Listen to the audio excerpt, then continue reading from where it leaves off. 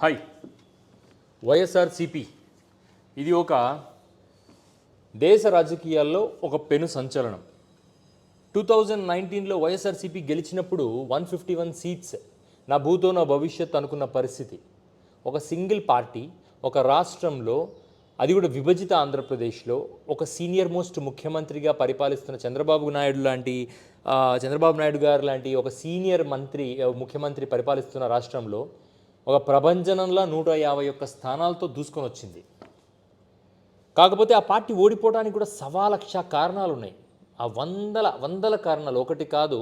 మనం ఇప్పుడు ఆ కారణాలు చర్చించుకోవాల్సిన అవసరం లేదు. కానీ మీరందరూ బాగా గమనిస్తే 5 ఏళ్ళు ఆ పార్టీ ఉనికిలో జగన్మోహన్ రెడ్డి గారు తీసుకుంటున్న నిర్ణయాలకు ప్రజల నుంచి చాలా నిశ్శబ్దం ఎదురైంది. అంటే ఏ పాలసీ వచ్చినా కూడా ప్రజలు ఎక్కువగా మాట్లాడేవాళ్ళు కాదు, వ్యతిరేకించేవాళ్ళు కాదు, తిరస్కరించేవాళ్ళు కాదు. They were so silent. అంత సైలెంట్గా ఉన్న పరిస్థితుల్లోనే చివరికి వచ్చేసరికి 11 సీట్లకు పరిమితం చేసింది ప్రజానీకం. కూటమి పార్టీ నిజానికి ఇప్పుడు ఈ వీడియో చూస్తున్న మీరు కానీ, నేను కానీ, మన ఫ్రెండ్స్కి కానీ, ఫ్యామిలీకి కానీ, ఎవరికైనా మనం అప్పు ఇవ్వాలన్నా, ఎవడన్నా మన దగ్గర అప్పు తీసుకున్నా, మనం మాట్లాడే ఫస్ట్ మాట ఏంటంటే, అరే మాట ఇస్తే మాట మీద నిలబడాలి, నువ్వు సరిగ్గా పుట్టావా, మాట మీద నిలబడాలి కదా, నా డబ్బులు తీసుకున్నావు, నా డబ్బులు నాకు తిరిగి ఇవ్వాలి అని ఆవేశంగా మాట్లాడతాం. మనం ఎంతో ఆవేశంగా, అనాలోచితంగా డబ్బు విషయంలో చాలా ఖచ్చితంగా మాట్లాడతాం మనం. ఇంకా మనకు అప్పులు ఇచ్చిన వాళ్ళ సంగతి తెలిసింది. వడ్డీ వ్యాపారులు కానీ వీళ్ళు ఎంత రఫ్గా మాట్లాడతారు. ఇటువంటి అంటే ఇక్కడ మెయిన్గా ప్రధానంగా మాట్లాడేది ఏంటంటే, మాట ఇచ్చావు కదా రేపు ఇస్తానని, ఎందుకు ఇవ్వట్లేదు అంటే, ఒక మిడిల్ క్లాస్ దగ్గర నుంచి ఒక హై క్లాస్ నుంచి లో క్లాస్ వరకు ప్రతి ఒక్కడూ మాట మీద నిలబడాలని చచ్చిపోతుంటాం. ఎందుకు? మనం మనుషులం కాబట్టి. మాట ఇస్తే మాట మీద నిలబడాలని మీ అమ్మ, మా అమ్మ, మీ నాన్న, మా నాన్న, మీ గురువు, మా గురువు నేర్పించారు కాబట్టి. మరి ఈ టీచర్లు, ఈ తల్లిదండ్రులు, ఈ రాజకీయ నాయకులకు లేరా అని అప్పుడప్పుడు నా మైండ్కి ఒక క్వశ్చన్. అంటే చిన్నప్పుడు వీళ్ళకి నేర్పించలేదా? మాట ఇస్తున్నాం మనము, మాట ఇస్తున్నప్పుడు అది కూడా ఒకడికి కాదు. ఇప్పుడు నేను మీకు ఇచ్చినా, మీరు నాకు ఇచ్చినా, ఇది 1 to 1 ఉంటుంది. కానీ ఒక నాయకుడు ప్రజలకు, ఒక దాదాపు 1 కోటి మంది ప్రజలకు ఇస్తున్నాడు మాట. అంటే అతని మాట నమ్మేది 1 కోటి మందే, కానీ వినేది 5-6 కోట్ల మంది వింటున్నారు. 5-6 కోట్ల మంది వినపడేలా ఒక మాట చెప్పి, ఆ మాటను చాలా కన్వీనియంట్గా మర్చిపోయి గత పాలకుల మీదనో, కారణాల మీదనో, పరిస్థితుల మీదనో నెట్టడం అనేది పాలిటీషియన్స్ వల్ల మాత్రమే సాధ్యమవుతుంది. It's not specific to Andhra, it is universal. ఇండియాలో అందరికీ జరుగుతున్నదే. కానీ కొద్దో గొప్ప గత 15 ఏళ్లుగా ఆ హామీల మీద మనం నిలబడాలని ఒక ప్యాటర్న్ జనాల్లో మొదలవటం వల్ల పాపం రాజకీయ నాయకులకు పెద్ద కష్టం వచ్చి పడింది. అరే వీళ్ళేంటి పవర్లోకి రాగానే హామీలు అడిగేస్తున్నారు, మేము పోయేటప్పుడు నిదానంగా, వెళ్ళిపోయేటప్పుడు లాస్ట్ సంవత్సరంలో ఎంతో కొంత ఇస్తాం, మూసుకొని తీసుకొని ఓట్లేయండి, మీరు ఎందుకు మాట్లాడతారు అనే పరిస్థితుల్లో రాజకీయ నాయకులు వచ్చేసారు. సూపర్ 6 పథకాలు Andhra Pradesh. Right now we will talk about Andhra Pradesh. పథకాలు బిచ్చగాడి దగ్గర నుంచి middle class, higher middle class వారి వరకు అన్లిమిటెడ్ పథకాలు అనౌన్స్ చేశారు. నేను వాటి గురించి ఎక్స్ప్లెయిన్ చేయను, ఎందుకంటే మీకు టీడీపీ వెబ్సైట్లోకి వెళ్తే సూపర్ 6 పథకాల గురించి మీకు అవగాహన ఉంటుంది. పథకాలు మొదలవ్వలేదు, ఏదో పింఛన్ లాంటి చిన్న చిన్న పథకాలు తప్ప పెద్దగా పథకాలు మొదలవ్వలేదు. కానీ ప్రతి మధ్యతరగతి వాడు బాధపడేది ఎక్కడంటే, నిత్యావసర వస్తువులు దగ్గర నుంచి మొదలుకొని కరెంటు బిల్లుల వరకు they are struggling to pay back to the government. ప్రతి వస్తువు ధర ఎందుకు పెరిగింది? రియల్ ఎస్టేట్ వ్యాపారం ఎందుకు మందగించింది? పెట్రోల్ ధరలు బాగా గుర్తుందా మీకు? నారా లోకేష్ గారు తమిళనాడు బార్డర్కి, కర్ణాటక బార్డర్కి వెళ్ళి ఇలా ఫోటో పెట్టి ఇలా చూపించి, తమిళనాడులో ఏ రేట్ ఉంది, ఏపీలో ఏ రేట్ ఉంది, కర్ణాటకలో ఏ రేట్ ఉంది, ఏపీలో ఏ రేట్ ఉందని చూపించారు. మరి మీరు ఒకరి మీద ఒక నింద వేస్తున్నప్పుడు మీరు రాగానే దాన్ని సరిచేయాలి కదా? నో. పెట్రోల్ ధరలు ఏమైనా తగ్గినాయా? ఎవరన్నా తెలిస్తే మీ ఇంటికి ఏమైనా పెట్రోల్ తగ్గింపు ధరలో వస్తుందంటే నాకు ఈ కామెంట్ సెక్షన్లో చెప్పండి. పెట్రోల్ ధరలు తగ్గలేదు. నేను పథకాల గురించి మాట్లాడట్లేదు, ధరల నియంత్రణ గురించి మాట్లాడుతున్నా. పెట్రోల్ ధరలు తగ్గాలి కదా, తగ్గలేదు. సిలిండర్లకు 3 సిలిండర్లు ఇస్తామని మహిళలకు హామీ ఇచ్చారు. అట్లీస్ట్ అది చాలా చిన్న పథకం. What is stopping the government ఏం ఆపుతుంది ఆ పథకం ఇవ్వడానికి? నిజానికి నేనే కానీ ఎమ్మెల్యే అయితే నేనే ఫ్రీగా సిలిండర్లు ఇచ్చేస్తాను. ఎందుకంటే ఇట్స్ వెరీ సింపుల్ థింగ్. మహిళలు, పేదవాళ్లకు ఎక్కువ ఉండరు, స్టేక్ హోల్డర్స్ చాలా తక్కువ మంది ఉంటారు, వాళ్ళకి సిలిండర్లు ఇచ్చేయచ్చు. గవర్నమెంట్ బడ్జెట్ అలాగే ఇచ్చి సిలిండర్లు ఇచ్చేయచ్చు. అది చాలా ఈజీ థింగ్. మనము ఫండ్ రైజ్ చేసి కూడా ఇవ్వచ్చు. కానీ గవర్నమెంట్ ఆ పథకం ఎందుకు నాంచుతుందో నాకు అర్థం కావట్లేదు. ఆర్టీసీలో మహిళలకు ఉచిత ప్రయాణం. నిజానికి అది చేయటం వల్ల మహిళలు ఇళ్ల నుంచి బయటికి వస్తారు. ఇళ్లలో మగ్గిపోతున్న మహిళలు బయటికి వస్తారు. సరే, అది కూడా వద్దు. సింపుల్, ధరలు నియంత్రించవచ్చు కదా సార్.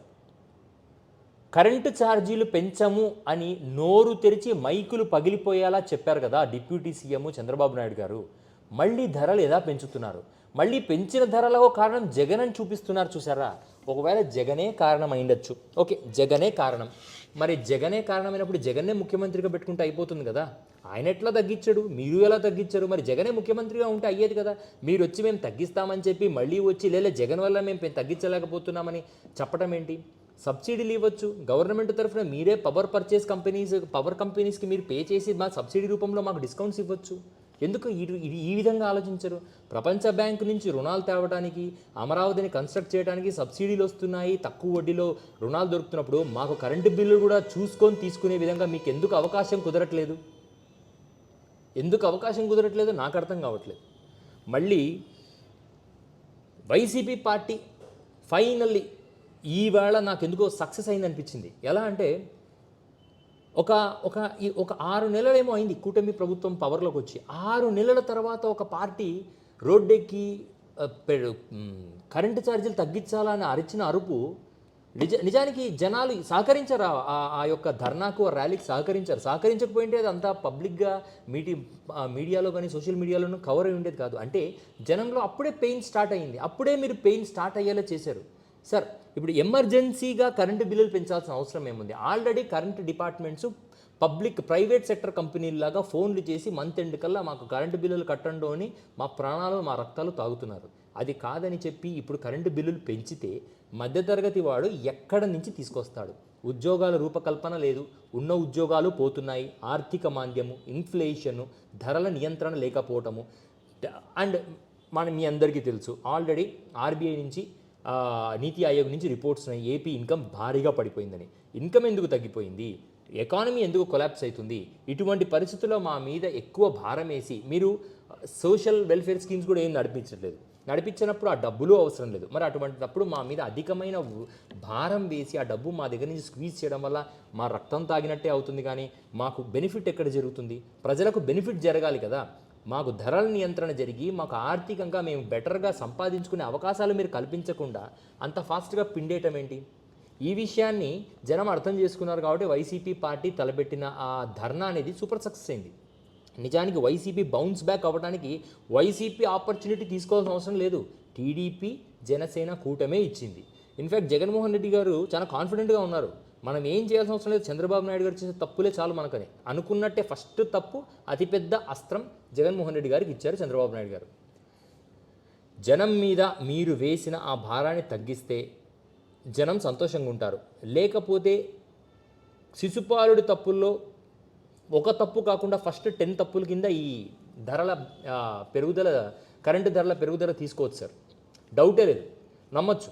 ఎందుకంటే కరెంటు ధర పెరిగితే మన జోబులో నుంచి డబ్బు విపరీతంగా బయటికి వెళ్ళిపోతుంది. అప్పుడు జనం దగ్గర నుంచి డిస్పోజబుల్ ఇన్కమ్ అంటే ఖర్చు పెట్టుకోగలిగిన ఇన్కమ్ తగ్గిపోతుంది. అప్పుడు జనం ఖర్చు చేయడం తగ్గించేస్తారు. ఎందుకు? నేనే కరెంటు బిల్లు ఎక్కువ కడుతున్నాను కాబట్టి ఆబ్వియస్లీ ఈ నెల నా ఖర్చు కొంచెం తగ్గించుకున్నాను. సో నా వల్ల ఎవడో హోటల్కి వెళ్ళి నేను తినాల్సిన తిండి వాడికి నేను ఖర్చు చెయ్యను. సింపుల్, వ్యాపారాలు పడిపోతాయి. ఇలా అందరూ చేసుకుంటూ పోతే వ్యాపారాలు పాతాళానికి పడిపోతాయి. ఇటువంటి సమస్యలు దృష్టిలో పెట్టుకొని గవర్నమెంట్ ఆదాయాన్ని పెంచే మార్గాన్ని సృష్టించాలే కానీ ఆదాయాన్ని కొల్లగొట్టే మార్గాలను మీరు జనాలకు క్రియేట్ చేయకూడదు అనేది నా ఉద్దేశం. సింపుల్, ధరల నియంత్రణ అవసరం. అది నియంత్రించకపోతే మీ పార్టీని జనం నియంత్రిస్తారు. కూటమి ప్రభుత్వం మళ్ళీ ఈ విషయం ఆలోచించుకోవాలనేది నా మనవి.